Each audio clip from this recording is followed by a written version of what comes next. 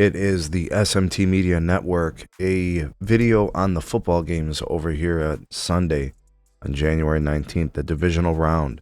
It was the second set of games on the Sunday, and man, were they incredible. They were snow-filled, they were action-filled, they were down to the wire, they were competitive, they were so entertaining, so good to watch. But let's cover what happened and get you guys caught up on some of the nuances of the game and how things played out. Let's start first with what I call the Saquon game.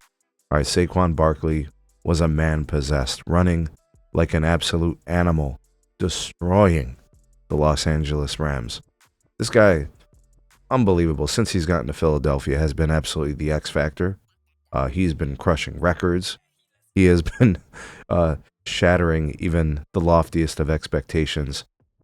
He is the reason why the Philadelphia Eagles are going to the NFC Championship game to face the Washington Commanders. Another unlikely story, probably worth a video, but for another day. All right, let's take a look at the stats here. All right, the team stats, the Rams and the Eagles were able to move the ball pretty well given the conditions. It was a really snowy game, and it got worse as the game went on. Passing yards, obviously the Rams were trailing for most of the game, so you see them kind of skew towards the passing, and the rushing. That was working for the Eagles. So the Rams passed for 291, the Eagles for 65. The Eagles ran for 285, and the Rams for 111. The Rams could not stop anything that the Eagles were doing on the ground. With respect to third down efficiencies, pretty similar. I don't see any type of discrepancies there. The sacks allowed, the Eagles actually gave up more sacks. And then with respect to penalties, they're pretty even. The difference maker in turnovers, fumbles lost, the Rams had 2 of them, and that likely costed them the game, right? So if you watch the game, you know it was close. The Rams had a chance at the end, and it came down to execution, and the couple of turnovers that they had put them on the back of their heels there, and the Eagles just kind of put them away. So the game was close. I don't want to say like this was a blowout, not at all.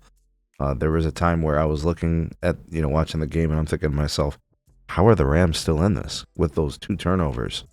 I know Stafford, I don't want to say he wasn't taking care of the ball. Slick conditions, snowy, icy, whatever.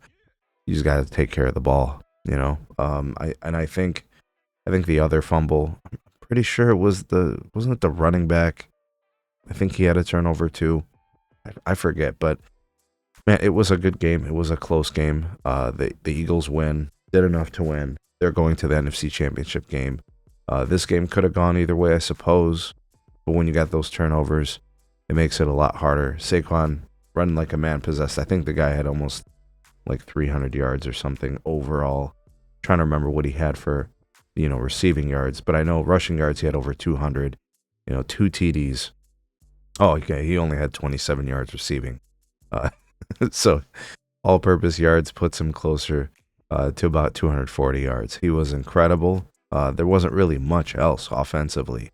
Jalen Hurts had the one of the push, whatever they call that play, to get into the end zone. That was pretty much it, right? And they had some field goals, and they got him. Jake Elliott was solid. I think he missed a PAT at the end, but didn't really matter at that point. So Eagles move on.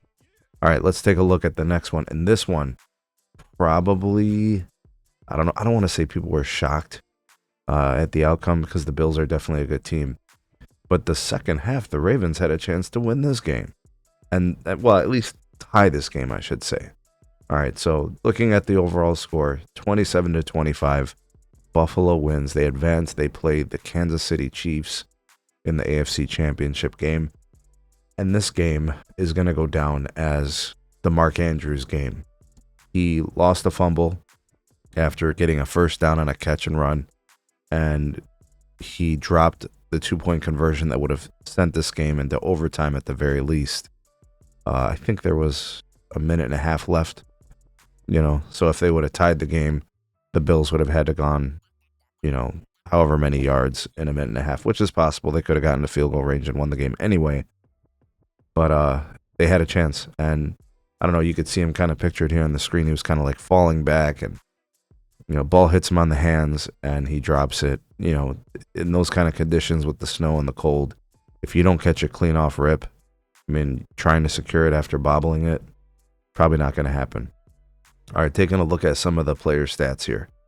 Lamar Jackson, 18 of 25 for 254, 2 TDs and a pick. I think for this game for Lamar, throw in the additional scrambles, 6 rushes for 39 yards. The first half was rough. He threw a pretty bad pick. He didn't play great. I'm not sure if he had a fumble or not. He may have. But in the first half, it was rough. In the second half, he played a lot cleaner. A couple guys made some mistakes. The drops by Andrews and the fumble doesn't fall on Lamar in that case, but he didn't play that great. And he had the Ravens playing from behind. All right, so that definitely was a thing. Derrick Henry ran the ball very well. 16 attempts only for 84 yards and a TD. Probably shouldn't have gone away from him so early in the game. They went back to him, and he made the Bills pay.